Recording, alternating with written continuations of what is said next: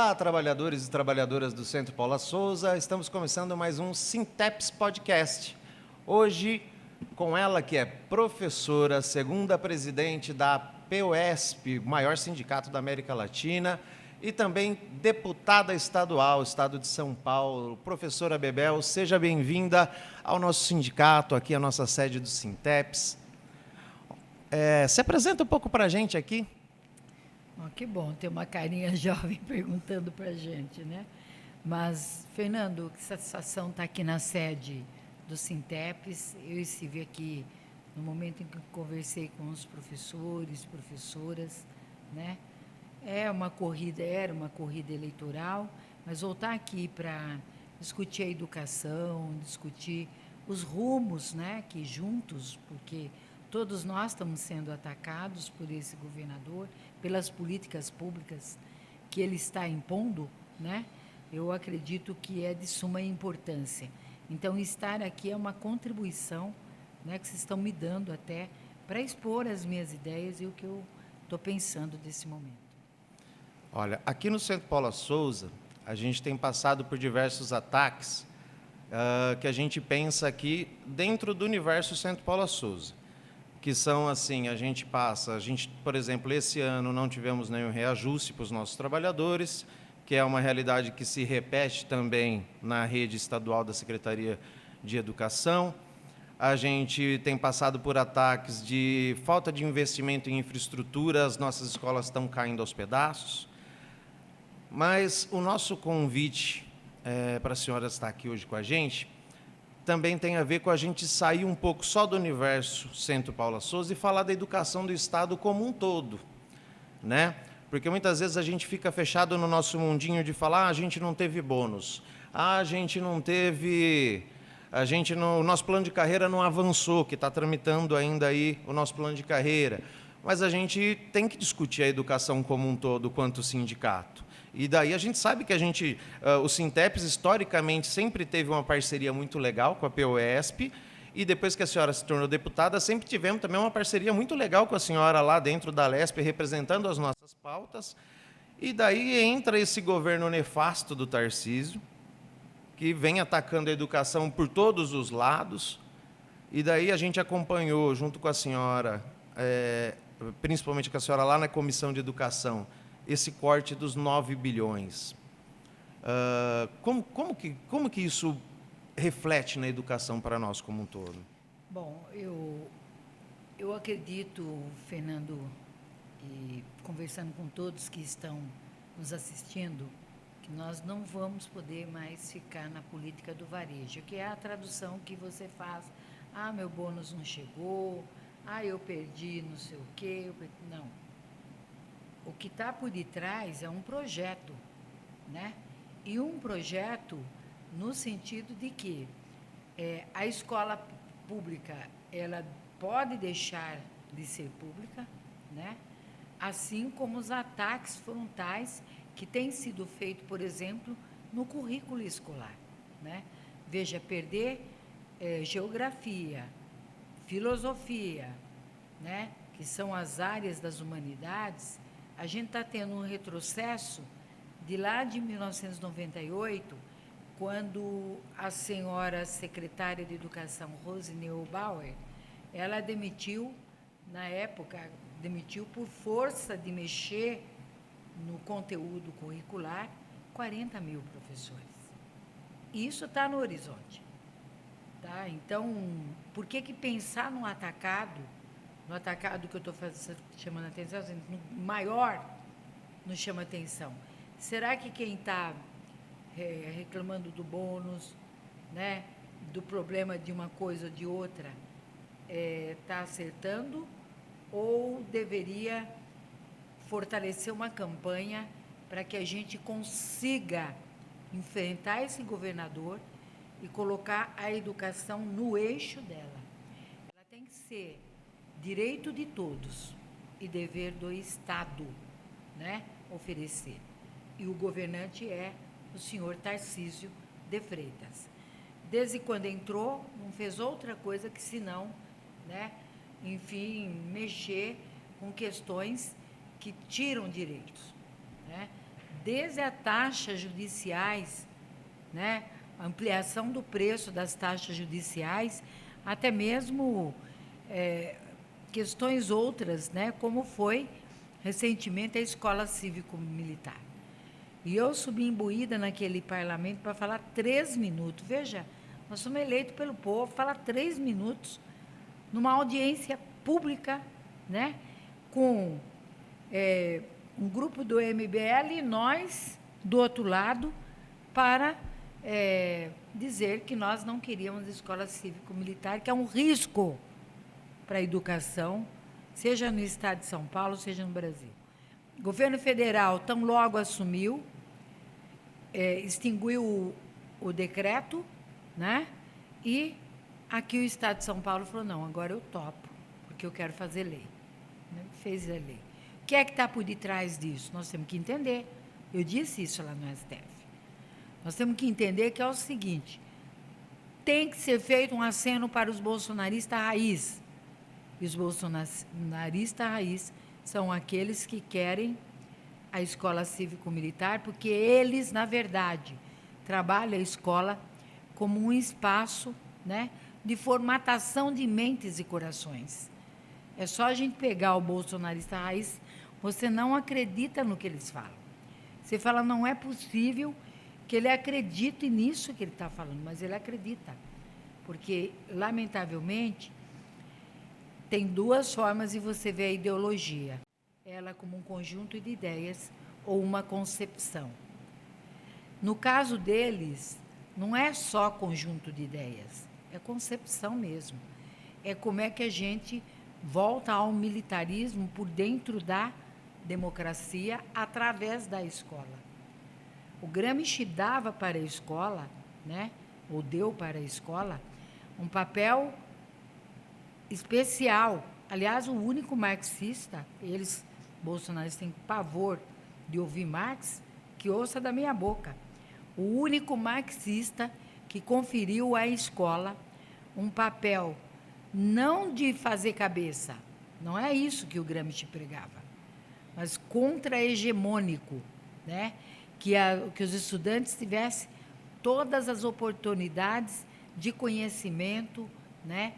De liberdade, de autonomia, para poder pensar, né, na sociedade, para agir, para vir ser cidadão. Não só a escola. Ele conferia aos sindicatos, que é o que estão tentando acabar, conferia aos grêmios estudantis, às organizações estudantis, todas as organizações da sociedade civil organizada.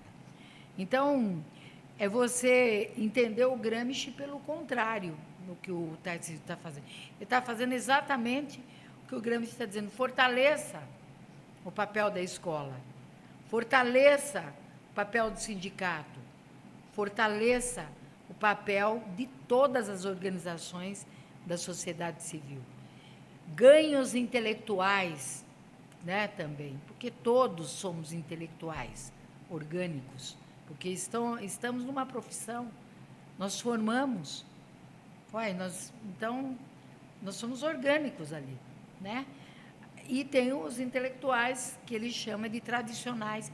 Esses também a gente tem que trazer para o nosso campo, para que essas ideias todas sejam entendidas. Por exemplo, o que significa cortar 5% da Constituição Federal, que vai dar na conta 9 bilhões de reais, por exemplo, e que passou na Comissão de Constituição e Justiça e Redação, só não passou no ano passado por resistência nossa, e a gente esticou, aprovou agora com o meu voto contrário. Agora pode ir para o plenário, né? Nós vamos ter 12 horas no primeiro turno, 12 horas no segundo turno, porque a PEC é proposta de emenda à Constituição e, portanto, né, a gente vai ter que resistir de todas as formas, né? Resistir lá no plenário, mas também nas ruas. Eu ontem, quando estava na frente da escola, lá na Bolsa de Valores, quero dizer, na escola do Tarcísio, né, porque para estar martelado é com ele mesmo, e eu dizia o seguinte, Se a categoria, né, entender que tem que vir para o movimento, é hora. Na razão nós temos de sobra. Nós temos falta de salários, nós temos falta de infraestrutura nas escolas, nós temos também todo o desrespeito conosco. E com a privatização, se a gente não tomar cuidado, nós vamos ter falta de emprego daqui a pouco também. Vamos ter falta de emprego.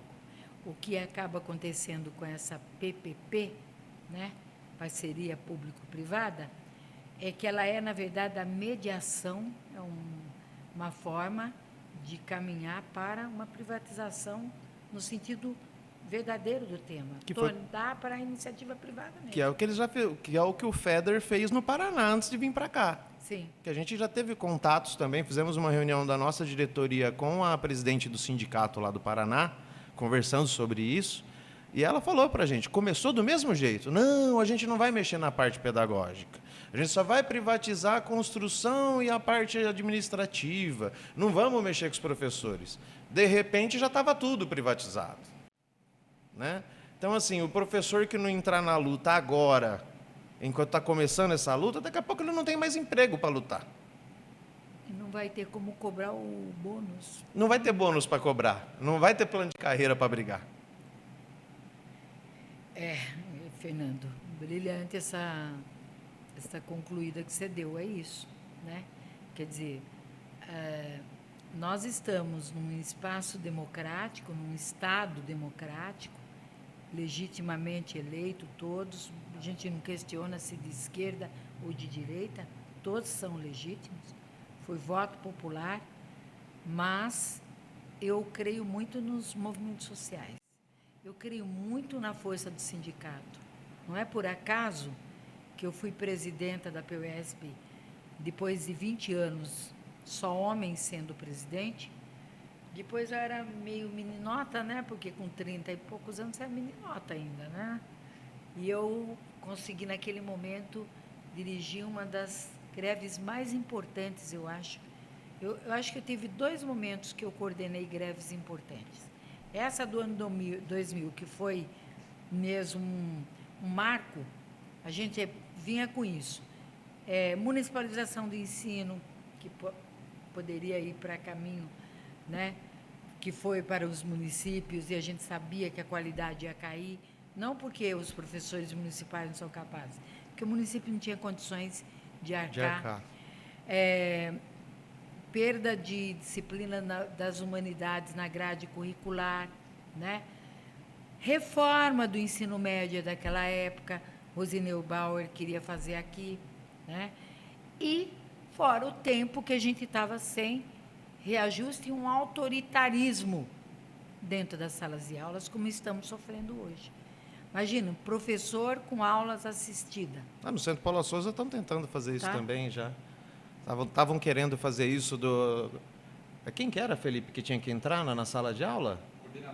Coordenador pedagógico tinha que entrar a assistir a aula do professor também. Então, isso tira a liberdade de ensinar e de aprender para qualquer ser estranho que entra na sala, que não seja o professor e o aluno. Pergunta se o aluno não fica com essa coisa de... Né, ele não, aquilo desvia um pouco. É constrangedor, mais intimidante. Agora, nós não precisamos ser assistidos. Quem tem que ser fiscalizado é o governador. Claro. Ele tem que explicar o que ele quer fazer com esse dinheiro todo dessa privatização. É caixa 2? Porque me parece, Fundeb, tem um Fundeb, tem a Constituição, tem aí os 30% da educação. Né? O Estado está batendo recorde de arrecadação.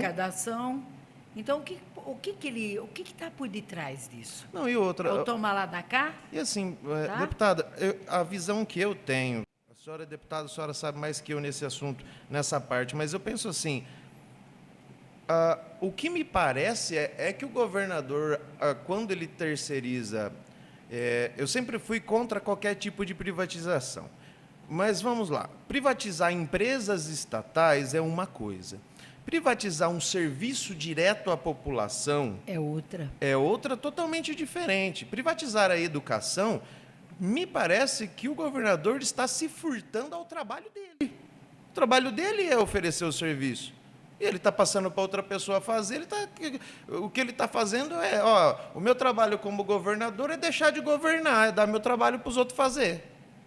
É a impressão que eu tenho como cidadão, como quem paga imposto para o governador trabalhar. Eu não votei nele, mas ele tem que governar para mim também. Corretíssimo. É exatamente isso. Quer dizer, você abre mão de governar e dá para a iniciativa privada fazê-lo. Porque dá muito trabalho? Não, não é porque dá muito trabalho. É como é que eu minimizo mais o papel do Estado. Estado mínimo, portanto, neoliberalismo. Nós temos que voltar a aprofundar essas teses todas, que o bolsonarismo tornou obscurantista até isso. Até nós ficamos meio obscurantismo, e na pauta pontual. A pauta ela não pode ser pontual, ela tem que ser com Sim. lógica, concepção de escola e de Estado. Quem isso. ganha com essa venda das escolas? Quem está ganhando dinheiro com isso? Porque não é só o caixa 2 do governador. Né? Caixa 2 é modo de dizer, mas vamos dizer assim, essas empresas... uma venda rápida, não, o pregão não dura 10 minutos. Toma da cara. Parece que é tudo... Quem já jogou truco, não sei se a senhora sabe jogar truco. Já jogar truco com carta marcada, assim, é fácil ganhar, né? Não demora 5 minutos o pregão, é uma coisa de louco. É rapidinho, o Tarcísio está lá batendo o martelo que já vendeu. Parece que já sabia quem ia ganhar. É um negocinho muito estranho essa venda das escolas. Não, e a sensação, eu estava lá, eu vou lá para pegar a sensação do lado de lá para vir para fora, né? E quando eu estava lá dentro, gente, fazem festa e gritam como se fosse uma grande vitória tirar um direito do povo. Eu fico indignada. Eu queria que essa indignação fosse para a mente de muitos.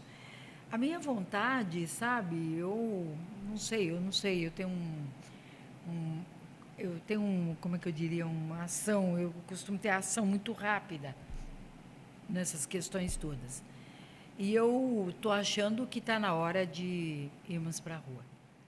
Quanto tempo vai durar? Não sei. A greve de 92 dias nos deu essa lição. Porque no segundo semestre veio de fato que estava por debaixo do pano. O Alckmin teve que abrir e dizer, eu vou fechar 92 escolas. Porque o que a gente fazia no primeiro? Demitiu um monte de professores, superlotação de salas de aula, tirou o professor mediador que acabava com a violência nas escolas e foi aquela perrenga. No primeiro semestre, nós fomos a uma greve. Segundo semestre, ele mostrou, eu vou fechar a escola. Fechar a escola porque ele enxugou a máquina primeiro, depois o prédio, né? Não, mas o Alckmin hoje é do seu governo, hoje ele é do meu governo, mas ele errou e vou continuar dizendo que se ele estivesse aqui no estado de São Paulo, fazendo a mesma coisa, eu faria exatamente o que a gente fez, porque foi acertado. No segundo semestre, nós tivemos fôlego depois, com a molecada, com a estudantada, para poder não permitir que as escolas foram fechadas. Tem um bastidor que ninguém sabe, que o secretário da Educação, por exemplo, como é que eu diria, ele não dava entrevista para a imprensa para falar se ia fechar ou não ia fechar. E tinha um jornal popular, acho que era Diário Popular, que foi fechado, e eu fui até o Diário Popular e dei a notícia de que o governador ia fechar 295 escolas. Era o que eles estavam falando. Aí a Folha comprou a ideia, o Estadão comprou, dirigente sindical disse que vai virar uma bagunça, porque vai, como é que eu falo, fechar 292 escolas. Aí sai o nobre secretário da Educação e diz, não, eu não vou fechar 296 escolas, eu vou fechar 92. Era tudo o que eu queria que ele fizesse. Aí foi aquele estopim. Aí estudantes, e saiu a lista das escolas que iam fechar. Aí os estudantes saíram na defesa das escolas. Esse que é um movimento típico de defesa do público, foi aquele momento. Aquele foi o momento que o estudante foi para a defesa, os pais foram, E nós também fomos. Eu era estudante, eu me recordo dessa época. Né? Que coisa linda que foi aquilo lá. Né? Então, foi algo bastante cansativo. E a gente tinha saído da greve 92 dias, enfrentamos esse processo aí de fechamento de escolas. Porém, me perguntavam qual é o período mais cansativo para você. Eu falei, sinceramente, está sendo o de fechamento. Porque eu tinha que ir para a delegacia 3 horas da manhã, 3 horas da tarde, porque tinha a integração de posse. E quem estava na ação era a POSP. Se a gente perdesse uma reintegração de posse, a POSP ia pagar 100 mil o dia. Então, você tinha que fazer um acompanhamento jurídico, político e também de cuidado com as crianças, porque também tínhamos que estar lá para a polícia não invadir, né? Que era isso. Então, eu acho que esse momento requer isso, Fernando. Não dá mais para ser no varejo, né? A nossa luta tem que ser no atacado. Eu uso muito um termo que é luta de gigante, tá? Porque a briga ela é gigante. E o gigante tem que ser maior que o gigante que é aí a máquina estatal, né? E a concepção de Estado que está por detrás. Né? A gente é mais do que nunca um daqueles momentos históricos que tem que unir sindicatos. Não é um momento só da PEUESP, não é um momento só do Sinteps. É aqueles momentos que tem que unir forças dos sindicatos, dos trabalhadores, dos estudantes, da UNE, da UBS, da UPES. Unir estudante, trabalhador, sindicatos e ir para cima, porque não é uma luta de uma categoria só, né? Não é uma luta de uma parcela da educação, é uma luta de toda a educação, né? E é só com luta, né, Bebel? Historicamente não tem outro jeito. Eu não acredito em outra forma. Não tem outra forma. Vai fazer como? O que você pode até pensar, eu me lembro durante a greve, mas essa foi assim, tinha uma ala minha, da minha corrente, que queria voltar. Outra não. E a oposição, uma parte queria votar, a outra parte não queria voltar. E eu, sinceramente, não queria voltar. Eu, Bebel, não queria voltar. Foi só ter um jeito. Eu tenho que ter uma proposta que atenda os dois. Então, eu fiz assim. Estava na penúltima, acho que nas 3 semanas para acabar a greve. Eu disse, tinha tempo determinado, indeterminado. Eu falei, não, tempo indeterminado ou a greve acabaria, né? Termina a greve. Eu falei, não, vamos fazer então uma greve por tempo determinado. Foi uma tática que eu usei e perdi. Amei ter perdido, pelo tempo indeterminado. Aí todo mundo falou, não entendi, em vez de... Eu falei, não, claro, eu não queria que a greve acabasse. Eles fizeram o serviço para mim, eu não unia ninguém. Eu estou dizendo que nós estamos saindo com a mão na frente e outra atrás, desculpe o termo, né? Sem nada, sem negociação dos dias parados. Alguma coisa nós tínhamos que fazer para salvar a categoria. Foi nesse momento que a nossa ação pelos dias parados foi para o STF. E aí o ministro Lewandowski nos deu pagamento dos dias parados que o Alckmin não queria também cumprir. E a gente fez cumprir. Né? A primeira vez na história da POSP que a gente teve todo o pagamento dos dias parados na ação do Lewandowski. É uma coisa até interessante da gente usar mais, viu, Fernando? Porque ele não deu por conta de que a greve é justa ou era injusta. Não foi por essa. Foi pela garantia do direito à alimentação. Que esse é irrefutável. Sim. Porque o professor não podia ficar sem alimentação. Então, ele deu por essa razão e não exigiu que a gente repusesse, mas a gente fez um acordo, fomos no GEDUC, fizemos um acordo, e aí, então, com esse acordo, a gente conseguiu, né, não só repor aos sábados, enfim, aí já tinha mudado o secretário de Educação, como também receber totalmente. Foi a única vez na história, assim, da POSP, que, assim, a partir do momento que começou a descontar dias parados, que a gente conseguiu desta forma. Portanto, a gente já tem como é que eu falo, um precedente aí importante para qualquer momento. Eu falo, gente, canso de explicar. Não é uma fita métrica, né? As questões elas têm que ser provocadas e nós somos mais fortes, nós somos maioria, Sim. né? Até engraçado, porque a gente passa, né, na nossa base, a gente passa nas unidades conversando com o pessoal, ó, o sindicato está chamando uma greve. Daí o pessoal, putz, mas o sindicato só passa aqui para chamar greve? Eu falo, ó, mas se vocês conhecerem outra forma de conseguir pressionar o governo, conta pra gente. Não tem outra fórmula se não for a luta.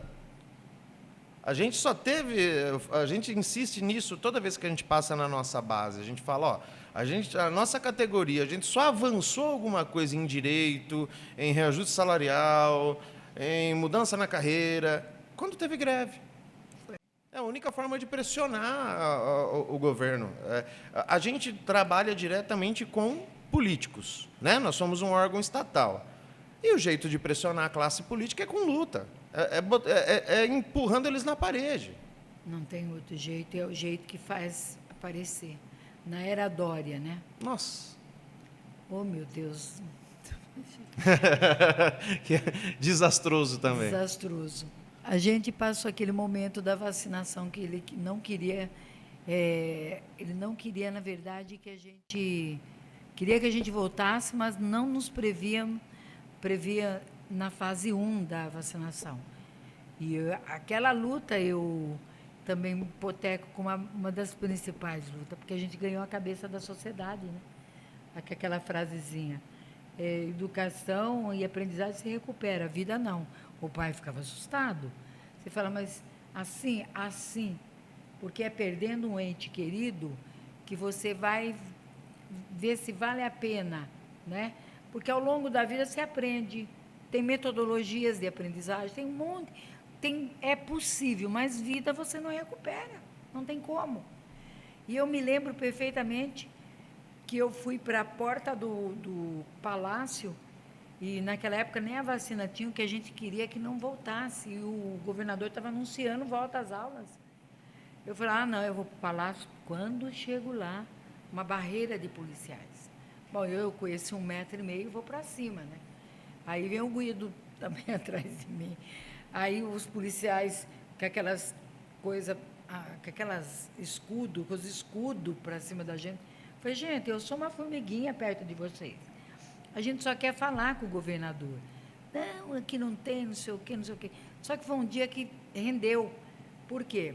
Como não tinha mobilização de nada, porque era pandemia, então apareceu em tudo quanto era jornal. E eu de costa. Então eu fiquei bravo. Falei, putz, essas coisas, né? Não de costa pela vaidade de aparecer de frente. De costa pelo... demonstrando assim uma ação de força que não é natural nosso. O natural nosso é o diálogo, mas como o confronto ali era coercitivo e ele de graça, como ontem eu fui empurrada. Cara, eu nem encostei no cara. Eu vi o vídeo também. Ele me empurrou. Falei, para aí, rapaz, você não tem educação nenhuma, você não respeita sua mãe. O que você pensa? Sabe? O que você está achando? E começou a bater boca comigo. Falei, olha, rapaz. Aí o outro que me conhecia, que sabe que eu sou deputada, meio que deu um chega para lá, meio que... E um que empurrou a barriga do Cláudio, que eu... A gente conheceu os escudos da polícia ontem também, falei, gente... conhecemos as bombas também ontem. Então, eu acho que são momentos que são lamentáveis. Você veja, nós tentamos vencer no convencimento. E eles é pela coerção. Pelo ódio, pela raiva. Então, eu tenho muita esperança, Fernanda, apesar de toda essa agrura, né? Todo esse desgosto de ver professor perder aula de geografia, perder aula de sociologia, não ter sequer na grade ainda curricular, se põe, é muito aquém do que deveria ser. Eu tenho esperança, nós vamos vencer, sim. Sabe, a escola cívico-militar, para mim, foi o ponto nodal disso aí. quando eu subi naquela tribuna e disse, nós vamos vencer isso aqui. Isso aqui, ó, é algo que é dever nosso, né? Vencer. Desci da tribuna e disse, doutor César, metam ação. Procure os melhores argumentos. Nós ganhamos em todo o estado de São Paulo, quando era o Bolsonaro. E o TJ deu todas as liminares e também a sentença para nós. Portanto, jurisprudência você tem. E ele conseguiu segurar. Né? E foi para o STF, foi um dia cansativo, mas valeu a pena. Eu achei que o governo foi muito mal na forma de tentar vender o peixe, ao ponto deles irem lá e tirar a reclamação. Eles retiraram. Tá?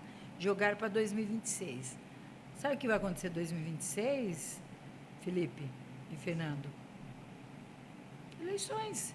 Duvidodó que o Tarcísio vai querer estudante na rua, tudo nós na rua de novo. Não vai. Não vai porque a gente já tinha um acordo com a estudantada, aonde fosse virar militar, a gente ocupava. Pronto, vamos ocupar a escola. Vamos deixar a escola cidadã, não militar. Essa é a nossa escola. Essa é a escola que a gente quer, né? A gente tem sofrido ataques de todos os lados com esse governo. O momento é muito difícil. No Centro Paula Souza também, para a gente, não é diferente da rede, né? A deputada acompanha, porque a gente leva as nossas demandas sempre lá no gabinete. Vira e mexe, estamos lá batendo na porta do gabinete para conversar com a senhora lá, né? Isso é bom essa conversa, esse momento com a senhora. Aproveito até para agradecer de coração a senhora ter vindo aqui, prestigiar a gente com a sua presença aqui. É muito importante ter a senhora aqui. A senhora que tem esse histórico tão rico de luta. É importante demais para a gente ter aqui. Está me deixando como velha já, né? Não, imagina. Mas a senhora tem um histórico que soma demais para a gente também aqui. Fernando, esses dias alguém falou assim, foi tudo por consenso para mim. Eu falei, duvide quando tiver consenso. Pode ter um problema aí. O negócio do consenso, ou nós já não estamos com tanta força mais. Esse negócio de consenso, eu sempre quero uma divergência aí para a gente poder fazer um debate. Mas eu fico envaidecida. Eu ouvi de um jovem, né? 2 jovens que estão aqui, Felipe, você, Fernando, e vi tanta competência assim para levar uma discussão que ela não é fácil, ela não é, sobretudo a educação, né? Nós vamos enfrentar aí, vamos ver o anúncio de hoje, que é sobre os cortes que serão feitos. Eu espero que não venha corroborar com o que o governo do Estado de São Paulo está fazendo, porque eu também não tenho problema de dizer o que eu discordo de um governo que eu apoio. Tá? Isso é uma questão também de direito nosso. A posição do Sinteps também sempre foi nesse autônoma, sentido, né? Sim. O sindicato ele tem que ser autônomo, né? Ele pode ter sua posição, mas no momento da categoria tem que ser autônomo. E não é dessa forma que eu me importo. E para terminar, dizer que eu esqueci de falar que eu tenho uma filha com 14 anos que quer fazer ETEC. Que legal. A escolha dela vai fazer meio ambiente. Muito bom. E eu disse, Manu, mas por que você quer fazer? Mamãe, posso explicar por quê? A gente fica aprendendo as coisas lá, tudo, mas eu quero uma profissão, eu quero um... Falei, mas que coisa legal, mano. Eu acho que o que ela quis me dizer é o seguinte, é um conteúdo que me dê um significado, um porquê, né? Acho que a juventude está pedindo isso. A juventude pede uma escola pública de qualidade, ela pede também para ela também ter o direito a ter um espaço para trabalhar. Se é empreendedorismo, não, isso foi debate, né, aí na coisa, um debate ao longo do tempo. Esse é eu vou deixar essa pérola para vocês, para a gente debater o empreendedorismo e por que ele está, né? Porque a gente precisa entender. Claro. Está tudo muito Assim, não, é uma nova forma de ter o trabalho. Não é verdade. Não. É que precisa fazer a reforma trabalhista para que o trabalhador passe a ter direito. Aí ele não vai querer ser empreendedor de qualquer maneira. Ele vai querer, se ele tiver que ser empreendedor, vai ser. Se ele quiser ser carteira assinada, vai ser. Então, Mas acho não que achar que motorista de aplicativo é empreendedor. não é. Ele está sendo Ele está sendo explorado. explorado, né, e escravizado sem nenhum direito. Gente, e olha, agradecer por estar aqui mais uma vez no Sinteps, né? Um dia eu conto melhor as minhas histórias aí de lutas, né? Que eu acho que já estou entrando nas fases dos consensos aí. E mostrar um pouco que a gente precisa acumular, o que historicamente a gente, né? Vocês têm história também que eu acompanhei, né? E acompanho. E a gente tem história, como a FUSE tem história, todos os sindicatos têm história, isso tem que ser ajuntado, porque é nessa junção que a gente vai ver como a gente lutou no atacado e não percebeu, né? É isso. Tá? Mais uma vez, muito obrigado, viu, deputada, pela sua presença. Muito obrigado por esse papo. Eu que agradeço, Fernando, agradeço a diretoria do Sinteps e todos que nos ouviram e assistiram. E você também aí de casa, muito obrigado por ter nos acompanhado hoje nesse episódio do nosso podcast. Ficamos por aqui e até a próxima.